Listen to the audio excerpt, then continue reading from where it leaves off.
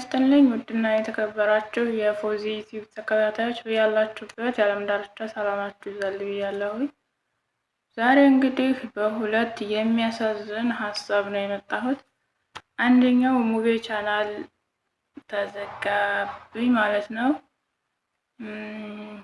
በጣም ነው የሚያናደው። ለመናገር ተናድጃለሁ፣ ምክንያቱም ተደጋገመብኝ ማለት ነው። ለምን እንደሆነ አላውቅም የኔ ቻናል ለምን እንደሚዘጋ እና ሙቤ ቻናል በቃ ያው 2 ጊዜ 3 ጊዜ ማስጠንቀቂያ ሰጥቶኝ ነበረ።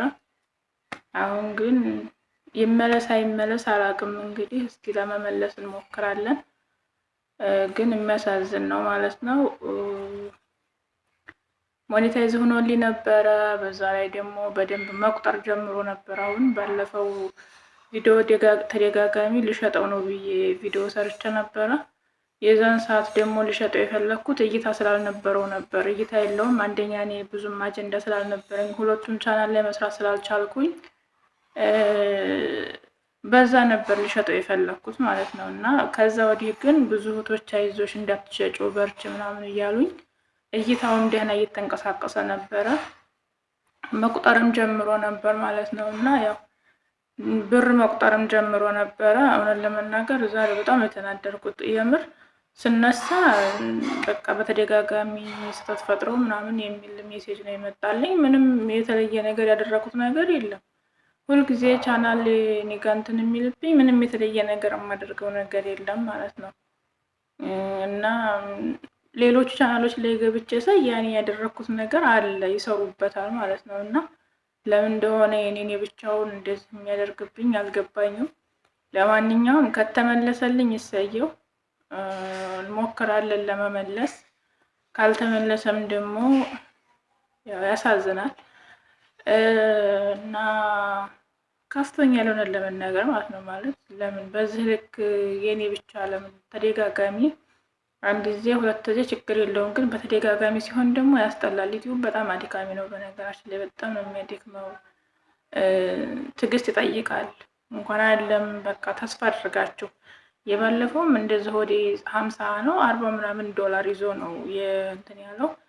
ይሄም ደግሞ እንደዚሁ መቁጠር ጀምሮ ነበረ። ብቻ ያስጠላልም ያሳዝናልም። ብዙ እህቶችን ሰብስክራይብ አድርጉ እያልኩ ብዙ ወንድሞችን እያስቸገርኩ ነው። ሰብስክራይብ የሚደረገው ሰዓት ለመሙላት ብዙ መከራ ያበላል፣ በጣም ብዙ ዋጋ ያስከፍላል። ግን እንደዛ ሆኖ ደግሞ ሲዘጋ ያስጠላል። ማለት መጀመሪያ ሞኔታይዝ ሳይሆን ምንም ነገር ሳይሆን ቢዘጋ ችግር የለውም ነበረ። ግን ቆጥሮ ሞኔታይዝ ሆኖ ካለፈ በኋላ ሲዘጋ ትንሽ ያናድዳልም ያስጠላልም። ለማንኛውም ሁለተኛውን ሀሳቤን ስነግራችሁ ደግሞ በመጀመሪያ ፈጣሪ አምላክ ወጥቶ ከመቅረት ይጠብቃችሁ። ፈጣሪ ወጥቶ መቅረትን የያዝልን እና ትናንትና ዱባይ ላይ አንድ ወንድማችን አርፏል። የእሱን ህይወት ጀነተ ፈርዶስ ያስገባልን፣ ነፍሱን የሰማይ ቤቱን ያሳምርለት። ለቤተሰቦቹም መጽናናት፣ ለወዳጅ ዘመዶቹ ለሚያውቁት ሚዲያ ላይም ሆነ በአካልም ለሚያውቁት ወዳጅ ዘመዶቹ መጽናናትን እመኛለሁ። በተለይ ለእህቱ በጣም ነው የምታሳዝነው። በነገራችን ላይ ሙቤን ያዘጋብኝ በሱ ቪዲዮ ሰርቼ ነው። ለምንድን ነው ቪዲዮ ፎቶ የምትለጥፉት ምናምን ብዬ ነው የሰራሁት። ሌላ ምንም የሰራሁት ነገር የለም፣ ግን ለምን እንዳዘጋው አላውቅም። እና ፎቶውን አልለጠፍኩም፣ ምንም የለጠፍኩት ነገር የለም። ሙቤን ያዘጋብኝ እሱ ነው። ጣት ቪዲዮ ሰርቼ ነበር በሱ። አሁንም ድጋሚ የምሰራላችሁ ምንድነው የሞተን ሰው ፎቶ ባንለጥፍ፣ በቃ በህይወት የሌለን ሰው ፎቶ መለጠፍ ማለት ቋሚ ቤተሰቦቹን ድጋሚ መግደል ማለት ነው። እና ይከብዳል። ለምን መሰላችሁ? እኔ ራሱ በጣም ከማውቃቸው በጣም ከምወዳቸው ወንድሞቼ በጣም ብዙዎች አጥቻለሁኝ። እና በተለይ ደግሞ ይሄ ቅርብ ብላችሁ ይሄ መወለድ የሚባለው ነገር በነገራችን ላይ ቋንቋ ነው። መወለድ ያው ለስሙ ነው እንጂ መወለድ እና መዋደድ የተለያዩ እንትን የላቸውም። እና ከአንድ እናት ከአንድ አባት ተወልደው እንደ ጥላት የሚተያዩ አሉ። ከምንም ዝምድና ሳይገናኙ ደግሞ ልክ እንደ ወንድምና እንደ ተያይተው የሚኖሩ አሉና በጣም የምትወዱትን ሰው የምታከብሩትን ሰው ስታጡ እጅግ በጣም ያማል፣ ይሰብራል። ስደት ላይ ጮኻችሁ እንኳን ማልቀስ አትችሉም። ጮሆ ማዘን አይቻልም። በቃ አትችሉም። የሆነ በውስጣችሁ አፍናችሁት እሳት ነው ተሸክማችሁ የምትኖሩት እና በተለይ ደግሞ ለእህት በጣም ብዙ ተስፋ አድርጋ ሙሉ ህይወቷን ለሱ ስትል ሐኪም ቤት የአረብ ቤት እየሰራ የሐኪም ቤት ብዙ ዋጋ የከፈለችለት ወንድሟ ቀርቶ ማለት ነው እና እህቱ እጅግ በጣም የምታሳዝነው። ትናንት ሀቢባ ቤት ገብታ በጣም እያለቀሰች የምትለምነው ምን ነበረ? በቃ ፎቶ ሆና ትለጥፉብኝ ነበር እና ያማል። እውነቷን ነው። በጣም ነው የሚያማ ማለት የሆነ ይሰብራል። ይድንልኛል ብላችሁ ተስፋ አድርጋችሁት የነበረው ሰው በህይወት እናቱ ጋር ይዤው ይሄዳሉ ብላችሁ ተስፋ ያደረጋችሁ ሰው በቃ አንላድለ ስደት ላይ ሞተ። ከዛ አስክሬን ለእናቱ ይዘሽ ሂጂ። እጅግ በጣም ነው የሚያምነው። አጠገቡ የነበሩ ሰዎች አጠገቡ የነበሩ ጓደኞቹ እህቱ ጭምር መሞቱን ህይወቱ ማለፉን ለቤተሰቦቻቸው አልተናገሩም ነበረ። ግን የሚገርመው ነገር ሚዲያ ላይ ፎቶውን ለጠፉት። ከዛ ቤተሰብ ሰማ ማለት ነው። እያችሁ መርዶም ስርዓት አለው። የአንድ ሰው በተለይ እናትን ልጅሽ ሞተልሽ በሚዲያ ስትሰማ በጣም ነው የሚከብደው ማለት ነው። ያማል። እንደ እናቱ ናችሁ ስታስቡት፣ በእናት ቦታ ላይ ሆናችሁ በወላድ ቦታ ሆናችሁ ስታስቡት ልጄ ዛሬ ድኖ ይመጣልኛል፣ ልጄ ሰርቶ ይመጣልኛል፣ ልጄ ራሱን ለውጦ ይመጣልኛል ብላ የምታስበው እናት በሚዲያ ላይ ፎቶ ተለጥፎ ነፍስ ይማር ተብሎ ሲባል አስቡት የሚሰማውን ስሜት ማለት ነው። በቃ ስብር ነው የሚያደርገው። ድጋሜ ሰው ነው የምንገለው እና እባካችሁ በተለይ አወቃችኋቸውም አላወቃችኋቸውም፣ እርግጥ የኛ ሀገር ባህሉ ሆኗል። የሰው ልጅ ህይወቱ ካለፈ በኋላ መስማትም መናገርም መንቀሳቀስም በማይችልበት ዓለም ላይ ከሄደ በኋላ ማሞገስ፣ ታዋቂ ማድረግ፣ ኑረሽ በነበር ኑራህ በነበር፣ እነዚህ እንትኖች የተለመዱ ናቸው። እሱ አንድ ጊዜ ያ ህይወቱ ያለፈው ሰው የሰራውን ስራ ሰርቶ ይችን ምድር በቃ ተሰናብቷታል። የዛ ሰው ቤተሰብ ግን ወይም የዛች ልጅ ቤተሰብ ከባድ ነው። በተለይ አስታሞ እናቱ ናችሁ አባቱ ናችሁ ቤተሰቡ ናችሁ አስታማችሁ ምንህን ነው ምንሽን ነው ብላችሁ ሳትቀብሩ ተስፋ አድርጋችሁት እንተያያለን፣ የዛሬ ዓመት እመጣለሁ፣ የዛሬ ዓመት እንገናኛለን ወይም ደግሞ ቀጣይ ወር እንገናኛለን። ብዙዎቻችን ቀጠሮ እንይዛለን፣ ብዙዎቻችን እንቀጥራለን። የምንቀጥረው ደግሞ እንገናኛለን የሚል ነው እና ያንን ነገር እና ስትጠብቅ በመሀል ግን የልጅሽ ህይወት አልፏል የሚባልም መርዶ፣ ለዛውም ደግሞ በስነ ስርዓት ሳይሆን ሚዲያ ላይ ስትሰማ እጅግ በጣም ነው የሚያመው እና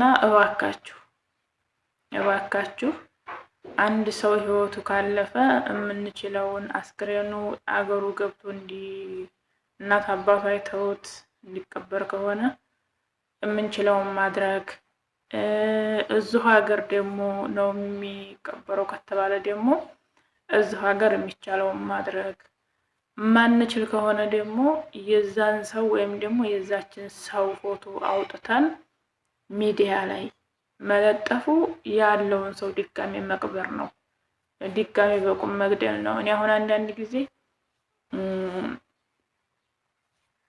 ማለት ሳላስበው ይለዩኛል ብዬ ሳላስባቸው ህይወታቸው ያለፈ ወንድሞችን እህቶችን ፎቶ ጋላሪ ላይ ፎቶአቸው አለኝ አስቀምጨዋለሁ።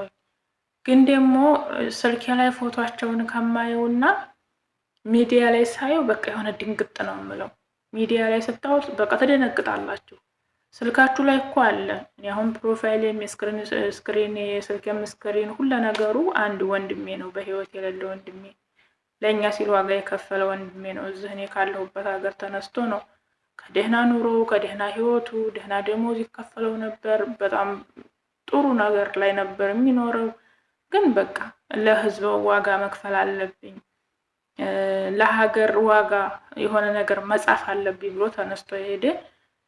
እንደሚፈልገውም አድርጎ የሚፈልገውን ሰርቶ መስዋዕትነትን የከፈለው ወንድሜ ነውና የእሱ ፎቶ አሁን ስልኬ ሙሉ የእሱ ነው፣ የሌላ ፎቶ የለኝም። ግን የሚገርማችሁ ነገር ስልኬ ላይ ሳየውና ሚዲያ ላይ ሳየው በጣም የተለያየ ስሜት አለው። ሚዲያ ላይ ስታዩት ሳታስቡት ስለሆነ የምታዩት፣ ለምሳሌ ጋራጅ ላይ ስትገቡ ፎቶ ልታዩ ነው የምትገቡት። የእሱን ፎቶ ወይም ደግሞ የዛችን በህይወት የሌለች ሰው ፎቶ ልታዩ እንትን አስባችሁበት ስለሆነ የምትገቡት ብዙም የሆነ ስሜታችሁን የሚሰማ ነገር የምታስታውሱት ነገር አለ። ያሳለፋችሁት ነገር፣ ያለፈው ነገር የምታስታውሱት ነገር አለ። ግን ሚዲያ ላይ ስታዩት ደግሞ የሆነ ያስደነግጣል።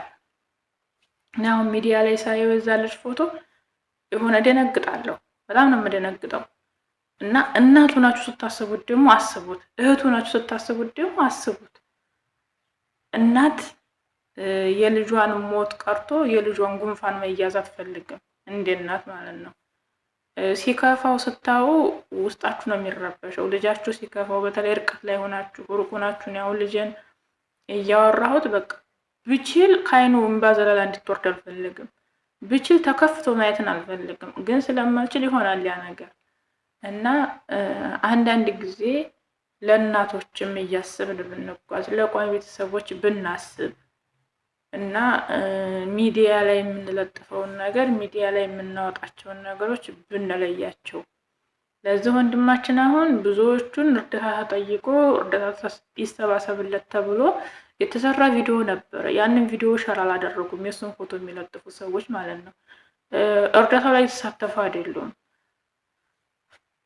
ብቻ ህይወቱ አለፈ ሲባል እኔ ለመታወቅ ይሁን አዛኝ ለመሆን ይሁን ለምን እንደሆነ ባላቅም፣ ግን ህይወቱ አልፏል ሲባል በቃ ስም የሌላቸው ሰዎች ደግሞ ስም የሌላቸው ማን እንደሆኑ የማይታወቁ ቤታቸው ላይ ገብታችሁ ያንን ፎቶ የለጠፉ ሰዎች ቤት ላይ ስትገቡ ስለዛ ሰው በህይወት እያለ ታሞም ይሁን በህይወት እያለም ይሁን አንድ ፎቶ እንኳን ዲዩት የላቸው፣ ወይም ደግሞ አንድ ቪዲዮ የዛ ሰው ቪዲዮ የላቸው። ምክንያቱም አያውቁትም፣ አይተዋወቁም።